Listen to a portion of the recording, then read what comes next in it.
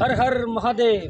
বন্ধুরা, বারাণসীতে এসে আমরা প্রথমে চলে এসেছি হরিশ্চন্দ্র ঘাটে। আপনারা হরিশ্চন্দ্রের যে কাহিনী, অর্থাৎ ভগবান শ্রী রামের বংশধর, তো ওনার যে আত্মত্যাগ বা যে বলিদান, ওনার যে কীর্তি, এগুলি আপনারা সবাই জানেন। সেই হরিশ্চন্দ্র ঘাটের যে কাহিনী আমরা বিভিন্ন কাব্যগ্রন্থে পেয়েছি। তো আজকে সরাসরি স্বচক্ষে এসে দেখছি সেই শ্মশান ঘাট, যেখানে হরিশ্চন্দ্র তার নিজের সন্তানের দাহ করার জন্য যে টাকা চেয়েছিলেন, সেই যে ঘটনা আছে, তো সেই ঘটনার একদম বাস্তব সাক্ষী হচ্ছে এই হচ্ছে সেই হরিশ্চন্দ্র ঘাট। আমরা একদম শ্মশানের সামনে দাঁড়িয়ে আছি। এবার দেখুন, এখানে এই যে সব এখানে যে জ্বলছে শ্মশান ঘাট, আর সামনে গঙ্গা দিয়ে সব টুরিস্টরা যাচ্ছে বিভিন্ন ঘাট দর্শন করতে।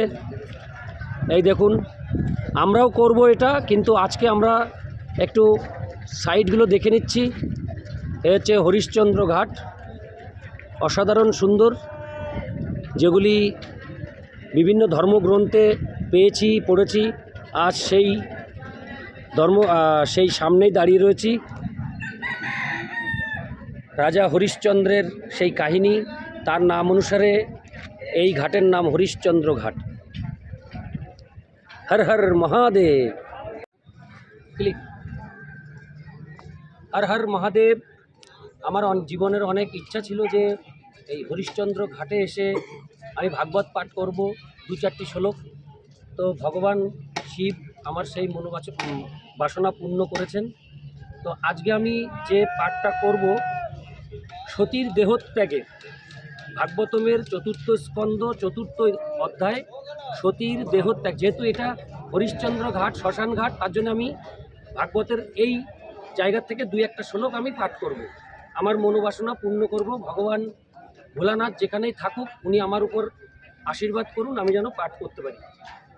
তো শ্লোক 24। মৈত্রেয় উবাচ, ইত্যুদ্ধরে দক্ষ মন্যুদ্ধ শত্রু হন ক্ষিতা বুধিচিং নিশোষাৎ শান্তবাক স্পৃষ্ঠা জলং পীত দুকুল সংবৃতা নিমিল্ল দৃগ যোগ পথং সমাবিশত।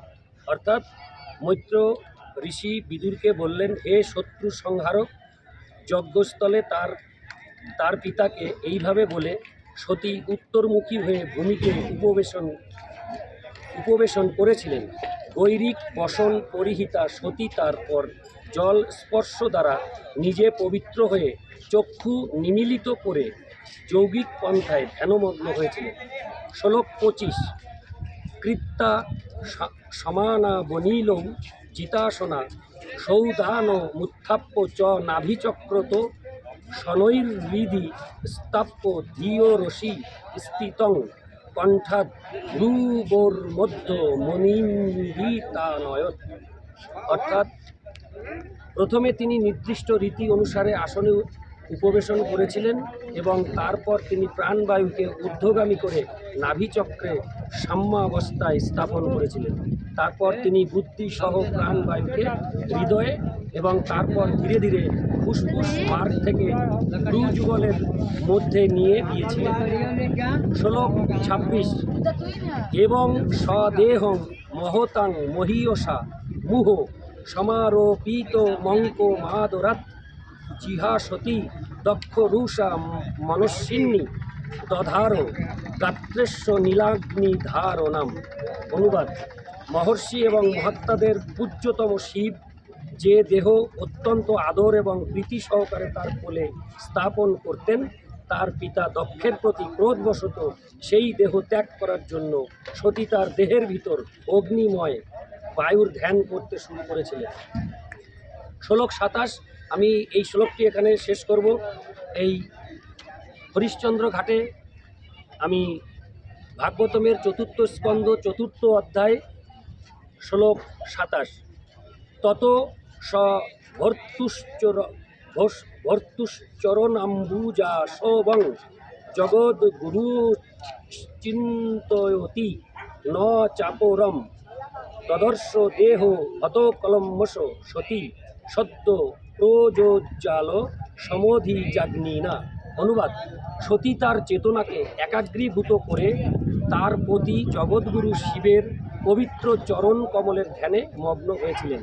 এইভাবে তিনি সমস্ত অনন্ত হরে কৃষ্ণ সমস্ত অনর্থ থেকে মুক্ত হয়েছিলেন এবং অগ্নিময় তত্ত্বের ধ্যান করে প্রজ্বলিত অগ্নিতে তার দেহ ত্যাগ করেছিলেন। ওং নমো ভগবতে বাসুদেবায়, ওং নমো ভগবতে বাসুদেবায়। তো আমার মনের ইচ্ছা ভগবান শিব পূরণ করলেন। আমার অনেক দিনের আশা ছিল যে হরিশ্চন্দ্র ঘাটে গিয়ে আমি ভাগবতম পাঠ করব। তো আজকে সেই আশা পূর্ণ হলো, আমার মানব জন্ম সার্থক হলো। হরে কৃষ্ণ। শখও ছিল আমার যে এখানে এসে আমি কিশোর কুমারের একটি গান করব, জাস্ট খালি গলায়। তো আসলে তো অনেক বকাবকি করে গলার অবস্থা খুব খারাপ, তার মধ্যেও আমি জাস্ট একটু চেষ্টা করছি, ভুল ত্রুটি ক্ষমা করবেন আপনারা। এই তো জীবন, হিংসা বিবাদ লোভ বিদ্বেষ, চিতাতেই সব শেষ, আয় চিতাতেই সব শেষ।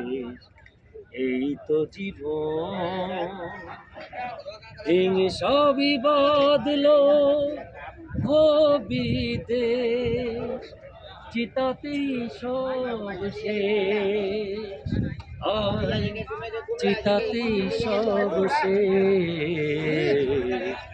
এই তো জীবন, সাদের এই দেহটাও এক মুঠো সাদা ছাই হবে, সবই তো পিছে পড়ে রবে। সাদের এই দেহটাও এক মুঠো সাদা ছাই হবে, সবই তো পিছে পড়ে রবে। চুকে যাবে সময়ের যত কিছু হিসেব নিকেশ, চিতাতেই সব শেষ, আয় চিতাতেই সব শেষ। এই তো জীবন। তো কিশোর কুমারজির এই অসাধারণ গান একদম এই জায়গার জন্য অসাধারণ পারফেক্ট। তো তার জন্য আমার এখানে এসে এই গানটি মনে পড়লো, একটু করলাম। তো আসলে মানুষের জীবনের কোনো দাম নেই, আজকে মানুষ আছি কালকে এক মুঠো ছাই হব, আসলে গানটি এরকম।